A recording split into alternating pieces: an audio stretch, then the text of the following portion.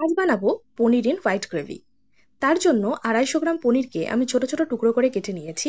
এরপর কড়াইয়ে সাদা তেল গরম করে টুকরো করে রাখা পনিরগুলো দিয়ে দিলাম। পনিরটা হালকা ভেজে নেব, খুব বেশি লালও হবে না, আবার একদম সাদা সাদাও থাকবে না। এই পনিরটা ভাজতে আমার মোটামুটি 2.5 মিনিট মতো সময় লেগেছে। পনিরটা ভাজা হয়ে গেলে আমি একটা প্লেটের মধ্যে সেগুলো তুলে রাখলাম। এরপর পনির ভাজা তেলটা কিছুটা কমিয়ে নেব, তাতে দিয়ে দেবো কিছু ফোড়ন। দিলাম একটা তেজপাতা, একটা শুকনো লঙ্কা, এক টুকরো দারচিনি, দুটো ছোট এলাচ আর দুটো লবঙ্গ। ফোড়ন থেকে গন্ধ বেরোলে এর মধ্যে আমি একটা মশলার পেস্ট দিয়ে দেবো। 2 ইঞ্চি আদা আর একটা মাঝারি সাইজের টমেটোকে আমি বেটে রেখেছিলাম, সেটা দিয়ে দিলাম। আর দিলাম অল্প একটু চিনি। চিনি দিলে রান্নার রঙটা খুব সুন্দর হবে। টমেটো আর আদাটাকে একটু ভেজে নেব। এরপর এতে দিয়ে দেবো কিছু গুঁড়ো মশলা। দিলাম 1/2 চামচ জিরে গুঁড়ো, 1/2 চামচ ধনে গুঁড়ো, 1 চামচ কাশ্মীরি লঙ্কা গুঁড়ো আর 1/2 চামচ গোলমরিচ গুঁড়ো। যেহেতু এটা হোয়াইট গ্রেভি তাই হলুদ গুঁড়ো দিলাম না, তবে কাশ্মীরি লঙ্কা দেওয়ার জন্য একটু লাল লাল হবে। আপনারা যদি পুরোপুরি সাদা গ্রেভি চান তাহলে কাশ্মীরি লঙ্কাটা স্কিপ করে যাবেন। এরপর এখানে আমি আরও একটা বাটা মশলা দিলাম। 10-12টা কাজু বাদাম, 1 চামচ চারমগজ আর বেশ কিছুটা কিশমিশ আমি একসঙ্গে বেটে রেখেছিলাম, সেই বাটাটা এর মধ্যে দিয়ে দিলাম। ভালো করে নাড়িয়ে চাড়িয়ে এটাকে অল্প অল্প জল দিয়ে আমি কষাতে থাকবো।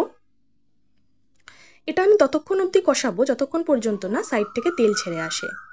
মোটামুটি 4 থেকে 5 মিনিট আমি এটাকে লো ফ্লেমে কষিয়ে নিয়েছি। দেখুন সাইড থেকে এরকম তেল ছেড়ে এসছে। এরপর আমি এর মধ্যে দিয়ে দেবো ভেজে রাখা পনিরের টুকরোগুলো।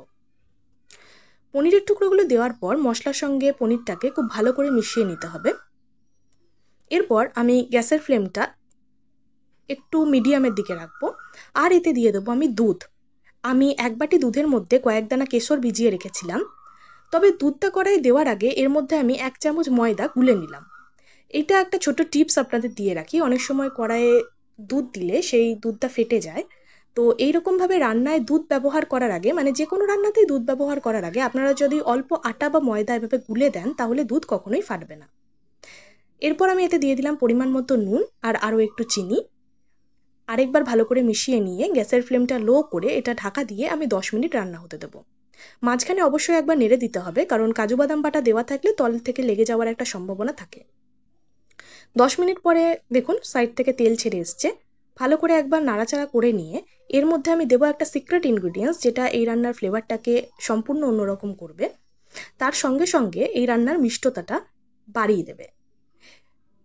এই রান্নাটা একটু মিষ্টি মিষ্টি খেতে ভালো লাগে।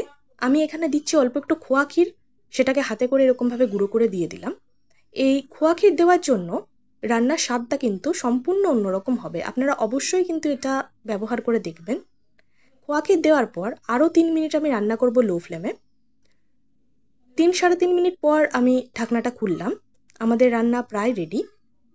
এই সময় নুনটা একবার চেক করে নিতে হবে। আমার এখানে আরও একটু নুনের দরকার ছিল, তাই আমি অল্প নুন দিয়ে দিলাম। আর সবশেষে আমি দিয়ে দেবো 1/2 চামচ শাহি গরম মশলা গুঁড়ো, অল্প একটু কাসুরি মেথি আর 1 চামচ বাটার। ভালো করে মিশিয়ে নিয়ে গ্যাসের ফ্লেমটা অফ করে ঢাকা দিয়ে 10 মিনিটের জন্য স্ট্যান্ডিং টাইমে রেখে দেবো। এই রান্নাটা ফ্রাইড রাইস, জিরা রাইস, পিস পোলাও বা রুটি, লুচি, পরোটা সব কিছু দিয়ে খেতেই দুর্দান্ত লাগে। আপনারা অবশ্যই বাড়িতে বানিয়ে দেখবেন আর আমাকে কমেন্ট করে জানাবেন কেমন লাগলো। এরকম আরও নতুন নতুন ভিডিও দেখতে হলে আমার চ্যানেলটি সাবস্ক্রাইব করে দেবেন আর পাশে থাকা বেল আইকনটি ক্লিক করবেন। ভালো থাকবেন সকলে।